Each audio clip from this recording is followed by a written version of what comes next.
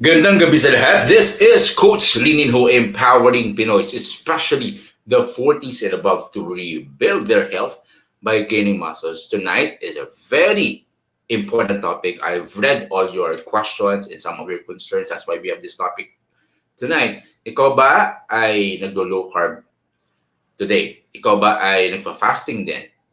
Ikaw ba ay into fitness? Nag-workout ka ba? Nag-exercise ka ba? Nag-walking ka ba? Nag-running ka ba? Yoga at saka Zumba? At saka you have noticed hindi ka nag-gain ng muscles. Now you have asked, posible ba na mag-gain ng muscles in low carb even though you are 40s and above? Now this topic is very specific sa 40s and above.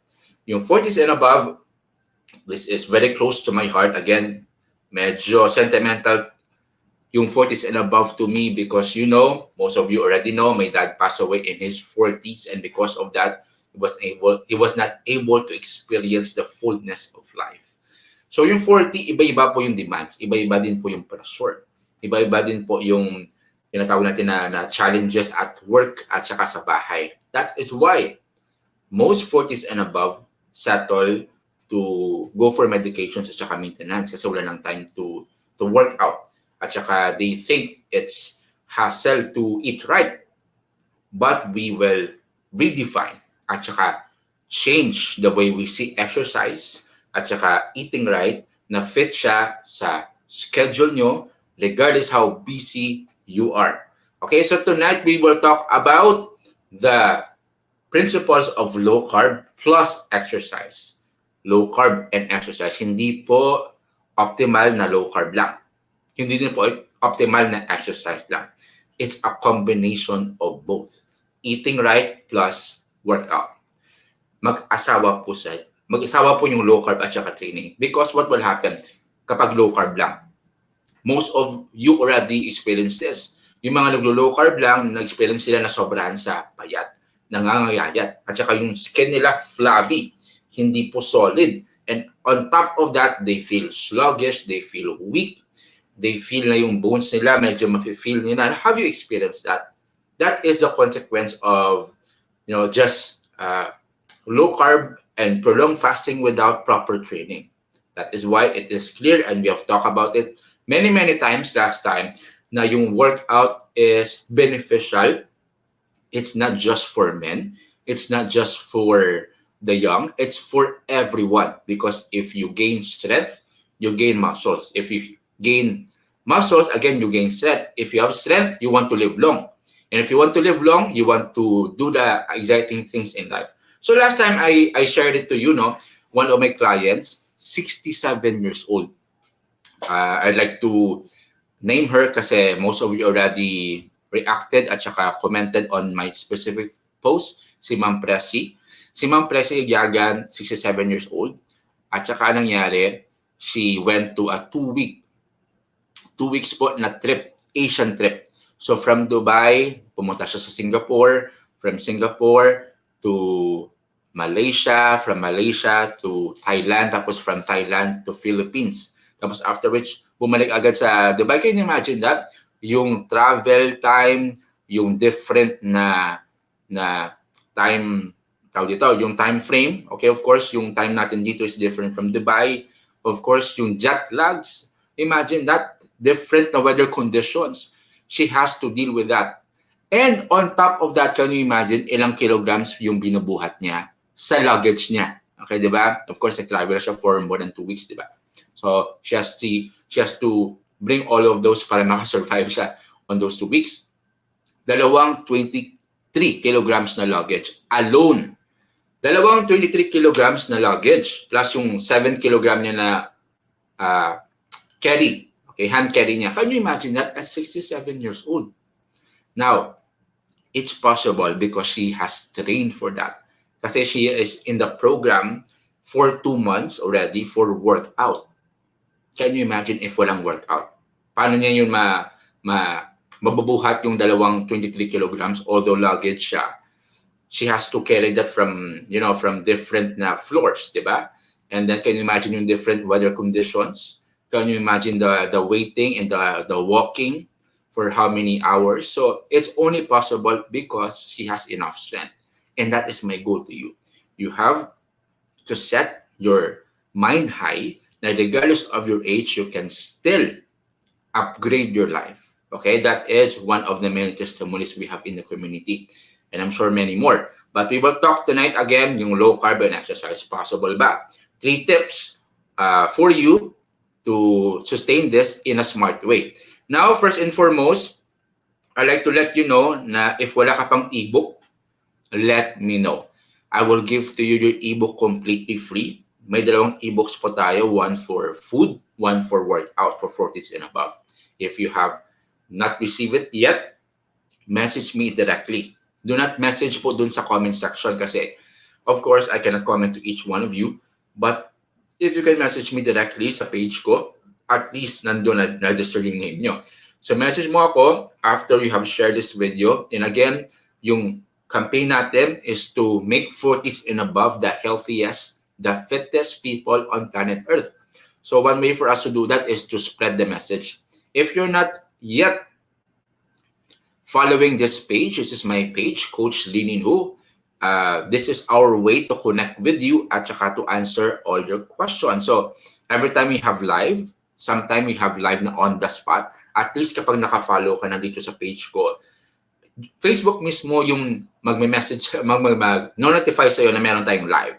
So kindly follow this one. And of course, if you're not part of our group yet, Low Carb Fitness for 40s and above, kindly join so that you will be surrounded by community. Again, with our fitness, it is not meant to be work alone. It should be done with the community. That's why, diba, if you build a home, okay, your dream house, you must have a foreman, you must have a construction worker, you must have this and that specific. Tama, kasi you're building your dream house. O ultimo nga yung simple house, di ba? You need people. It's not just a one-man show. It is done by group of people. The same thing in building your house. This is your only house, your body. So you must surround yourself with people. So we have 40s and above, local fitness of 40s and above. We have amazing moderators there. Shout out to Ma'am Regina at saka si Sir Tony, no? Very, very active natin na mga moderators. And also, sa mga coaches natin under Worth the Grind, shout out to Coach Shem at saka Coach Gabriel. They're the ones focusing as well sa 40s and above natin na community so that we can help you further reach your goals. All right, sige. And of course, okay, there you have it. So, ano yung unang tip? 3 tips that we have here for low carb and exercise, especially if you're busy. Number 1 is prepare your electrolytes in the morning. Now, bakit po electrolytes and bakit po in the morning? Number 1, if you are in low carb, depleted po kasi yung electrolytes natin because wala kang carbs. Kasi when you take carbs, ang carbs kasi it can retain with it water. So, parang in every gram of carb na kinakain mo, it can retain alongside of it mga 3 to 4 grams na water. Okay, so once you remove carbs, of course, for some of you, you have experienced this, yung mga first months mo sa low carb, drastic yung pag-change mo ng weight, tama? It's because of water weight. Kasi niremove mo yung carbs, yung water retention na remove din. So naglasen yung water and yung electrolytes na attached sa water. That is why, if you don't know how to do low carb the correct way, for some of you, you will experience keto flu. Ano po yung keto flu? Iba-iba po yung experience niyan. Meron pong cravings, meron po muscle cramps, meron pong dizziness. So iba-iba yung manifestation kumbaga ng keto flu. And one of which is yung energy mo depleted. So, you have to prepare this early in the morning, first up in the morning, so that walang distractions. Most of the time kasi, we will forget to prepare electrolytes. Tama? Ano ba yung electrolytes? Sila yung potassium, magnesium, sodium. Ito po yung tatlong very important natin na electrolytes that we have to replenish. Okay? Even though you're not working out, you have to replenish this every day. So, for this one to be sustainable, meaning you can do this consistently, set an alarm in the morning. So, kunwari, after mong mag-prepare like toothbrush mo, after mong lumigo, place a reminder that after your bath, no, you have to prepare your electrolyte drinks. So even though ano mangyari, at least nandiyan na siya. So you are obliged kumaga to ubos yung electrolyte drink kasi na-prepare mo na siya eh. But if kunwari nakalimutan mo, nasa work ka na or maybe gabi na, it's too late na. Tama? Alangan ubusin mo lahat ng electrolytes 1 liter in a very short span of time. Sayang. Kasi you don't want kumaga iihi mo lang. Like kunwari 500 ml, one setting lang. So of course, naubos mo nga pero hindi mo siya di totally ma-absorb na katawan natin. Kasi ihi mo lang siya. Parang tsunami po yan sa cells natin. Yung sudden na pag-insert ng electrolytes sa katawan natin. Parang tsunami yan, di ba? So, you want to take it slowly. That's why we have recommended this and Dr. Grace has recommended this one as well to sip it. Okay, so just sip mo lang para your body is able to absorb it. Again, you are not what you eat or drink. You are what your body absorbs and digests. Kasi not everything that you drink or eat ma-absorb lahat ng cells mo. So we have to maximize yung absorption rate dyan. Okay, so that's number 1. That's your electrolytes in the morning. Number 2. Very important yung number 2. I have learned this the hard way and I've learned a tactic on how to sustain yung protein dense na mga meals ko. Number 2 is prepare once for eating 3 times a day. Now, 2 things dito Now, if you are in low carb, tapos gusto mo mag-gain ng muscles, it is almost impossible to gain muscle in once or 2 meals a day lang. Ulitin ko if you want to gain muscles in low carb fasting, it's almost impossible to gain through once or twice a day na pagkain. You have to divide it into 3 meals. Bakit? Coach, gusto ko ma-maximize yung benefits ng fasting. Go ahead. But you can still achieve the benefits of fasting through workout. Okay? You can still achieve the benefits of fasting through workout. So, hindi po na masasayang kumbaga yung mga benefits yan kasi meron kang workout on top of that. Now, next. Most of you are busy. Tama? So, how would you be sure na yung protein mo is targeted? Meaning na hit mo yung protein mo, especially if nagde-depend ka most of the time sa dine out or maybe sa food panda. No, there's nothing wrong with that. But of course, you don't know how to measure those things, no? How can you estimate yung protein doon? Di ba? Kasi hindi mo control it. But if nakaprepare ka once, meaning sa umaga or maybe every Sunday, tapos i-ref mo lang, tapos baunin mo, Tupperware, tapos i-microwave mo lang, possible. Di ba? So, what I do is this. In the evening, minamarinate ko na yung chicken thigh or maybe ground beef ko. Tapos nilagyan ko ng seasoning. In the morning, I will cook it once, which is good for 3 meals. Okay, so simple. Now, for you, coach, hindi ko yan kaya kasi medyo, tawag dito, anong term doon na paulit-ulit? Parang ano siya, parang umay, tama ba? So, you may want to make 2 different na variant na meat, pero isa lang yung recipe. Kunwari, yung fried na ground beef ko. Minsan, sinasama ko yung, combine ko yung pag-fry ng ground beef with my chicken thigh. Once lang yung prepare para good for 3 meals. Tama? How about dun sa air fryer? So, I would place there my chicken thigh and also, in some instances, my pork belly.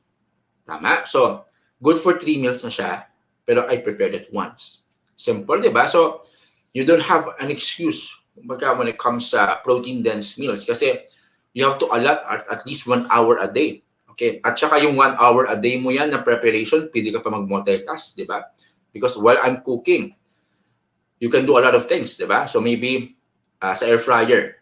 Okay? So, of course, timer set siya. And after I set that, pwede ako maligo.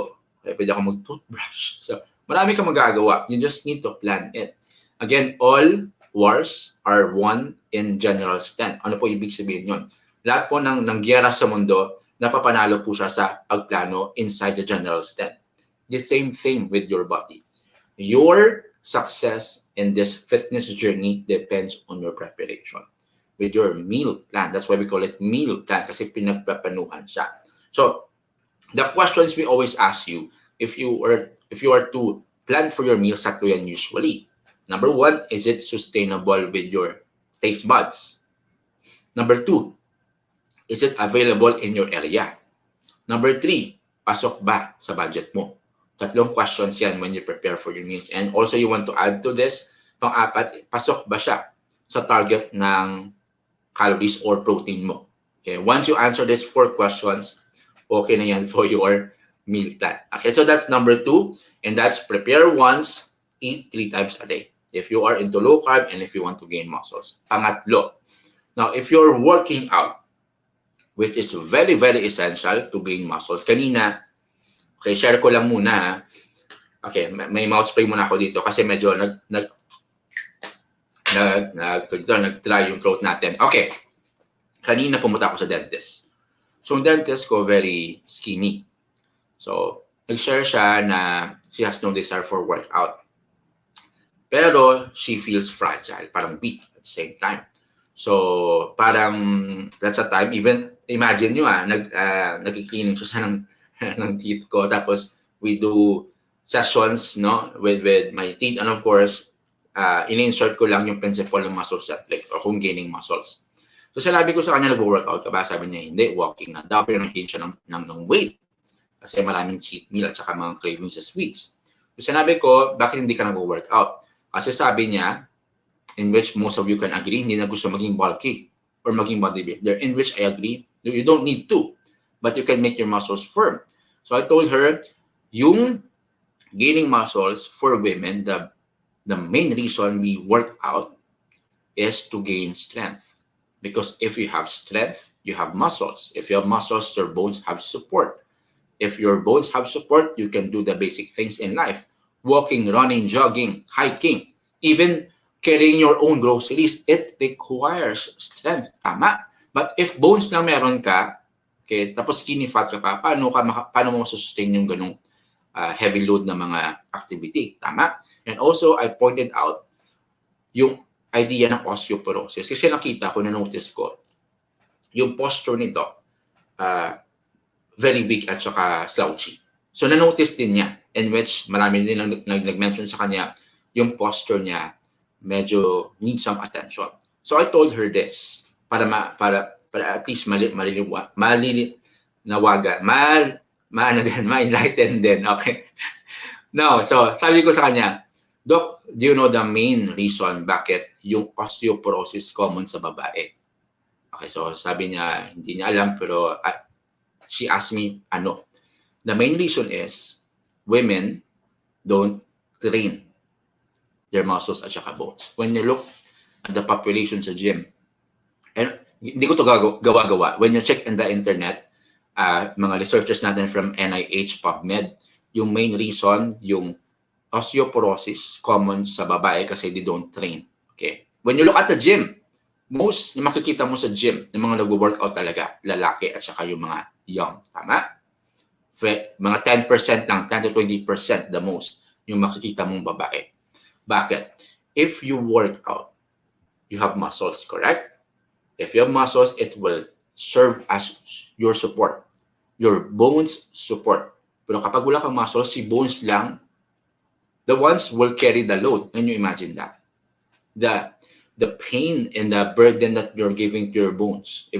Every time you are carrying something, bones lang yung nagsusustain. Napakahirap po yan. That's why if your bones are weak, of course, it will lead to osteoporosis. And not only that, studies have shown as well that if you're working out, not only your muscles are growing at saka making it stronger, but also your bones. Yung bones pala will also act like your muscles then, but not on the point na mag-grow siya, but it will grow stronger. So if you expose your bones now to challenge like lifting weights, it will become stronger. So do you want that for your body? Yes. We have to make our body strong. Kasi it's not just about six packs. It's not just about having good picture na ipopost mo sa social media. It's about you. It's about your life. It's about the life of the people around you. Because if you are strong, okay, sorry po sa word hindi ka po burden sa family mo. But if you are strong, okay, you can be of help to other people. How can you help them if you yourself is weak? Tama? So you have to make yourself strong so that you can help them. Okay, so that's number two. And we talk about training, no? But I like to point out yung principle dyan. Coach Nins, ilang days in a week ba ako mag-workout? So to answer that question, we have number three. You train full body 3 times a week.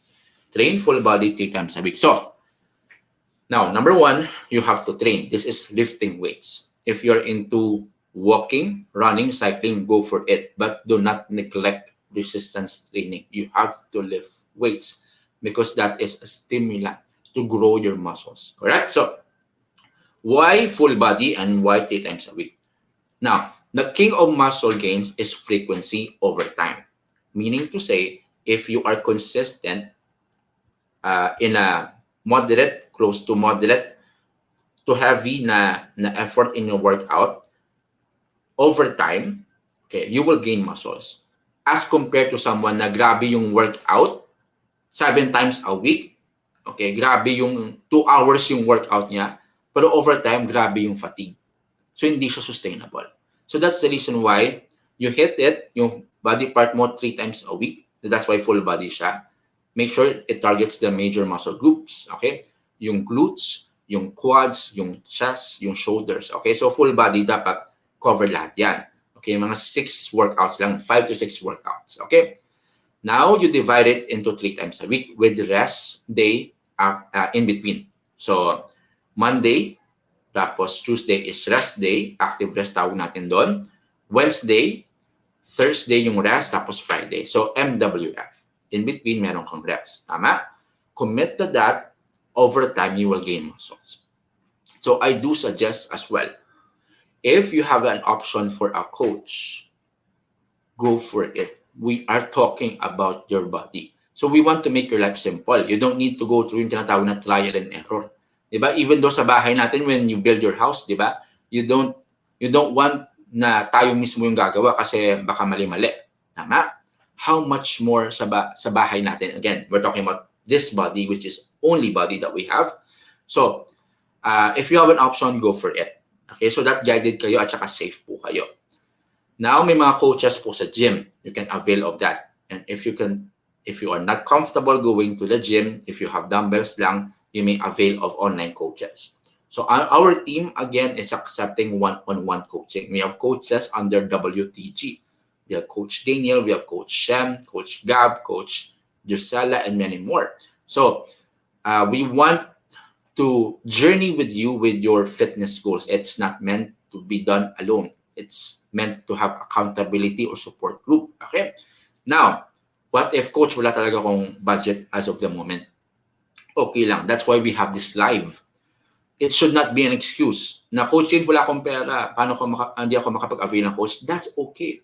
Just start with whatever you have. Just start with whatever you have. So if you're watching this live, this is one of our ways to reach out to you. Na having no financial capacity is not an excuse. Okay? It should never be an excuse. That's why you should tune in sa mga coaches natin nagbibigay ng free resources. Of course, Dr. Grace is there. Dr. Iris is there. We have coaches as well under WTG. And as well, not only that, we have free community. We have low-carb fitness for 40s and above. If you're not yet part of that group, join that group so that you're supported. Makikita mo po marami mga options dyan, marami mga ideas dyan sa meals, marami nagpo-post dyan ng mga 40s at saka seniors nagwo-workout. So you will be motivated talaga if you're part of a community, diba? And also, not only that, we have free ebooks. Now, if you don't have ebook yet about low carb and fasting, message me, or about food guide, or about workout, message mo ako directly sa page. Tapos mo ma-share yung video na to so that we can spread the message more. Again, that ebook is completely free. That's part of our way to support you with your goals. So that's 3 things to low carb and exercise, 3 smart tips for busy people like you. Okay? And of course, hindi tayo mag-end dyan. Meron po tayong bonus. Okay? So extra yan kasi nag-uumapaw tayo sa sharings tonight. So number 4 is, I would suggest workout in the morning. Now, Coach Nins, Posible ba sa afternoon? Posible ba sa evening? I would say the best schedule for your workout is the one you can stick to. Okay. Science would tell us the best time to work out is around 3 to 6 p.m. Kasi yung core temperature natin is at its prime, meaning you're prime to work out. Now, 3 to 6 nga, pero yung schedule mo won't allow it. Tama? So is it wise? Absolutely not. So you have to go for a schedule that you can stick to. I would say in the morning. Kasi, ito, yung 40s and above kasi you have responsibilities at home. You have responsibilities with your wife, husband, partner, with your work, with your kids. Now, if mag-workout ka after your work, sobrang hype yung kids mo, maraming gawain sa bahay, do you have the focus? Do you have the momentum to work out? I don't think so. That's why, okay, you have to schedule it in the morning na tulog pa sila. Walang, kumbaga, tinatawag na disturbo. Kasi kapag you wake up 1 hour earlier than your usual schedule, tulog pa sila, you can do your own thing. So, konting sacrifice lang. And again, this will take time. Especially if you're trying to build this kind of habit. So, what you do, kunwari gusto mo talaga mag-workout pero busy-busy ka. And again, I don't believe that anyone is busy. I don't believe that anyone is busy. It's just a matter of priority. So if you prioritize your husband or wife, you would spend time with them, correct? If you prioritize your school, you would find time to do it. If you prioritize your work, for example, business meeting mo, you would find time for that. Kasi you prioritize that. So, it's a matter of priority. So, if you prioritize this, konting sacrifice. So, wala akong time, Coach Nins, mag-work out, what shall I do? So, wake up ka hour earlier. So, if you wake up 7 a.m., wake up ka 6, tapos go for your workouts, 1 hour, okay? 45 minutes to 1 hour. You're good to go. Walang disturbo. You're set to your work. You're setting yourself up for greatness on that part. Okay, so workout in the morning. And number 5, I will suggest this one as well. Moderate, okay, and targeted carbs. Now, this one again depends on your current lifestyle. When you say moderate carbs, that's around 50 to 80 grams of carbohydrates. Bakit? Kasi for others, yung calories nila, okay, yung target nila na kinakain para maging ng muscles, kulang talaga. And on other instances, yung recovery nila sobrang hina, sobrang bagal. At saka in other instances, yung appetite nila sobrang hina. Now, this may or may not apply to you. Kasi first and foremost, some of you have medical concerns, correct? So your priority is of course sleep. Yung moderate carb is you eat specific type and amount of carbs at specific time. So what I will suggest to my clients na may ganun na option, again, iba-iba din kasi at the beginning of my coaching program, I would ask my student na anong prefer na servings gusto niya. Totally keto ba, low carb ba, moderate carb ba, lower carb ba? Kasi I have to ask that so that we know anong sustainable for my client student. So, for you, you have to ask the same question. Sustainable ba sa'yo yung moderate carb? Or maybe lower carb, or maybe low carb, or maybe keto? I have a student who is a doctor who is into keto. Wala talagang carbs. Meron naman akong student who is a dentist na merong carbs. Meron akong student na housewife na merong moderate carbs, kamote. So, iba-iba. That's why I cannot suggest this to anyone. Okay? Kasi a specific tip is not applicable to everyone. You have to ask yung specific mo na situation. Now, okay? That's very clear na. I hope walang misunderstanding on that. Now, yung specific carbs that I usually recommend for my students is kamote. Why kamote? Kasi may fiber siya. Okay? At saka madali siyang if you're into losing fat, mabilis siya nakakabusog. Tama? So that's the most practical. And for some time, I usually recommend then go for moderate or targeted carbs, or they eat specific carbs at specific time.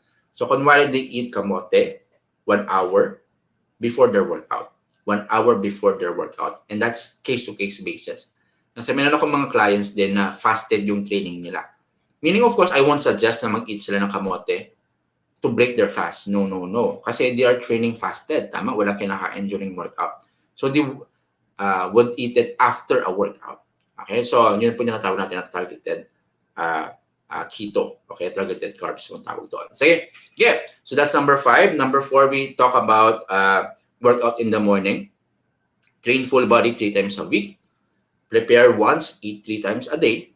At saka prepare electrolytes in the morning. I hope it's clear to you that it's possible to be still in the low carb and gain muscle at the same time. Again, the goal of health is not just to lose weight. You know that. You know people na very thin through low carb and fasting, and they don't feel good and look good with that.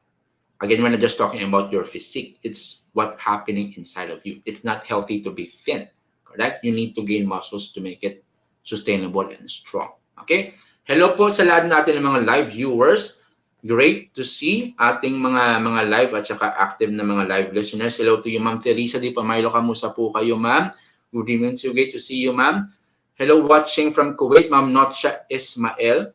Great to see you here, ma'am. Ma'am Ina Gutierrez from Canada. Good evening to you, ma'am. Of course, good morning na dyan sa inyo. Of course, KSA, Axie na kakapanalo na ng Saudi no, against Argentina. So, congratulations sa mga taga-KSA. There you have it. Kamusta po yung weather dyan sa Kuwait, Ma'am Adelaida? Ma'am Benedict, Sir Benedict, how to avail your ebook. Message nyo lang po ako directly on my page after you share this video and I will give it to you completely free. Of course, si Coach Shem is one of our dedicated coaches in WTG. He has a passion for 40s and above. Maraming taon na siya nag-workout and that's why it's time na daw for him to help others. So, shout out to you, Coach Shem. Watching from Riyadh, KSA by Nasa. Good evening to you. Okay. 10 questions here, Ma'am ML. Message you po ako. I will give it to you completely free. Ma'am Loretta, good evening to you. Ma'am Marisa, good evening to you. Hello to you. A question dito from Marisa Jao. 30 to 1 hour. 3 times a week pa, Coach, is enough. Now, 30 minutes to 1 hour, that's a good rule of thumb for working out. I suggest, so long you're working out 5 to 6 kinds of workouts, okay? For workout session, you're good. And you do it 3 times a week, okay? Magandang hapon. So this is what I mentioned kanina si Ma'am Presi. Ma'am Presi, sinare ko kanina yung story mo na nag-Asian tour ka at 67 years old, dala-dala mo yung dalawang luggage mo, 23 kilograms each luggage, dalawa, alone. And that's because you worked out for 2 months to be able for your body to achieve that. So, shout out to you, Ma'am Presi. Watching from Dubai, Ma'am Loren. Hello po kayo sa inyo, Ma'am. Maria Ceres Biscocho, good evening to you. Ma'am Jeanette Bigalme, good evening to you, Ma'am. Napaka-sweet po ng profile pic nyo. Okay, sana all. Okay. Of course, may nandito si Ma'am Vilma watching from Hong Kong. Kamusta po kayo dyan, Ma'am? Okay, Ma'am Zenaida Fermin, good evening to you. Watching from Batangas, si Arlex. Napakagandang kape meron dyan. Okay, watching from Caloocan Monument, Ma'am Susan. Okay, condolence po sa iyo, Ma'am, because of your profile pic. No? I assume meron pong something happened. Sorry for your loss, Ma'am. Ma'am Shai Coynoñas. Good evening po sa iyo, Ma'am. God bless you too. Ma'am Vilma Rebel. Happy po. My pleasure to help you. Ma'am Birna Barnido, of course, always yan. Nasa live natin yan. Ma'am Briza Marie. Yes, Ma'am, I will continue to learn things for 40s and above so I can serve these people more. Thank you watching from AZ. Good evening. Kamusta po yung weather dyan, sir? No? Yes, for ebooks, again, share this video, tapos message ako directly sa page ko and I will give to you your ebook completely free and please let me know what kind of ebook do you like para we can send it to you. Ma'am Beth, welcome po sa live natin. You are a newbie here, no? So hope naka-add tayo ng value na sa'yo. Joel, very good question from Joel. Sir, ano ba ang advantages and disadvantages ng gabi mag-workout? Thank you. Now this is a good question. Kasi there's no one size fits all when it comes to schedule. Okay, that's number one. Kasi there are people when they work out in the evening, they cannot sleep at night. Okay, after. Kasi very energetic sila. And that's related to hormones. Correct? Meron naman, after they work out in the evening, they feel refreshed at saka maganda yung tulog nila. Tama? Meron naman, they work out in the morning kasi after which, yung tulog nila sa gabi, very productive, very refreshed at saka deep. Also, they work out in the morning kasi they feel mas energetic sila. So, iba-iba. Now, science will tell us around 3 to 6 p.m. that's the most optimal. Pero again, if I say 3 to 6 p.m. pero hindi mo naman siya masusustain, wala siyang kwenta. Tama? So the best schedule for you is you work out to the schedule that you can stick to. Okay? But I would suggest not too late.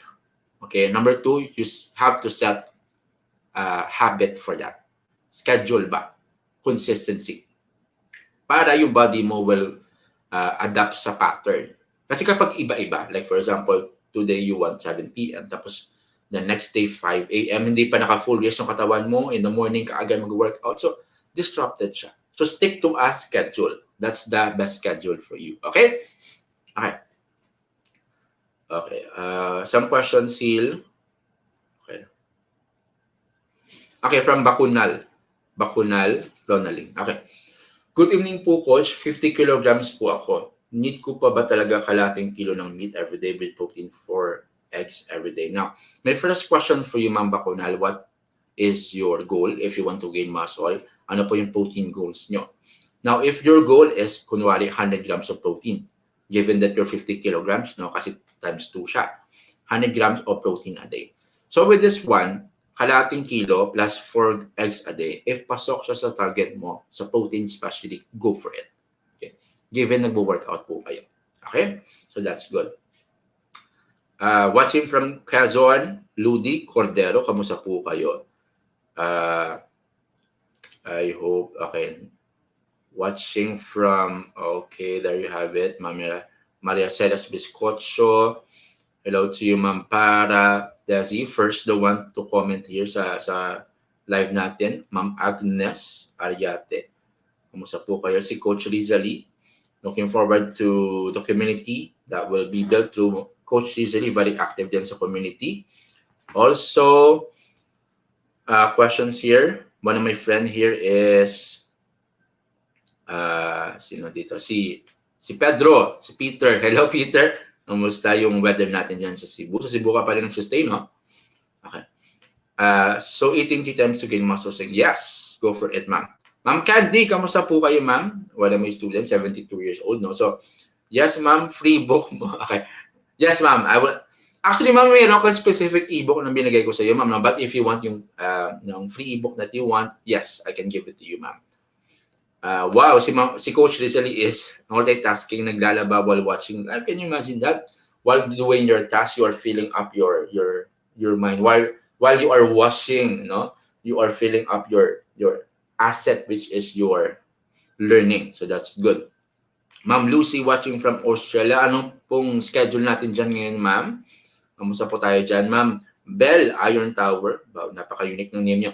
Go, Coach, ilang minutes ba dapat ang rest from workout bago maligo? Now, this is a bit controversial kasi this question roots from the idea na merong pasma. Tama? Merong pasma. Now, a good rule of thumb, if sweaty ka pa, open pa yung pores, much better. In fact, you can see that with athletes, no? After ng workout nila, nag-ice bath sila. Even sa mga other natin na mga into sports, di ba? They have to clean, okay, after that. Kasi yung pasma has been totally dismantled, debunked many, many times. Hindi po yung totoo. Okay, so nothing to worry about that, ma'am. Okay. Some questions here. Okay. Coach, okay po ba magbuhat mabigat na pag-workout sa bagong Coach, pwede po ba magbuhat na mabigat pag nag-workout sa bagong surgery mga 4 months ago na po? My question is, what kind of surgery is this? Number 2, do you have medical certificate? Number 3, what does your body feel when you work out? So, your priority, ma'am, is healing muna. Okay, so kasi may mga stretches pa yan from your surgery.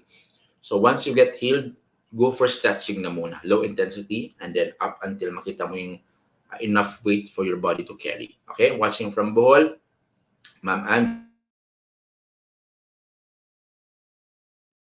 watching from Davao, Gianiti. Watching from Kumbawa, Ma'am Milna, Kumbawa. Kumbawa ba? Tama ba sa Japan? Okay. Maria Isabella Adolfo watching from Mandaluyong. Okay, there you have it. Did you see Ma'am Maria Isabella watching from YouTube? No? Okay. There you have it. So I hope I answered some of your questions. If hindi ko siya makita, I will take time to read this tapos answer natin through a topic next Monday at 7 p.m. So we're having this live as our way to add value to you and to your needs every 7 p.m. We will see each other again at 7 p.m. this Friday. Again, my goal for you is you will live your best life. You can only live your best life if you are strong.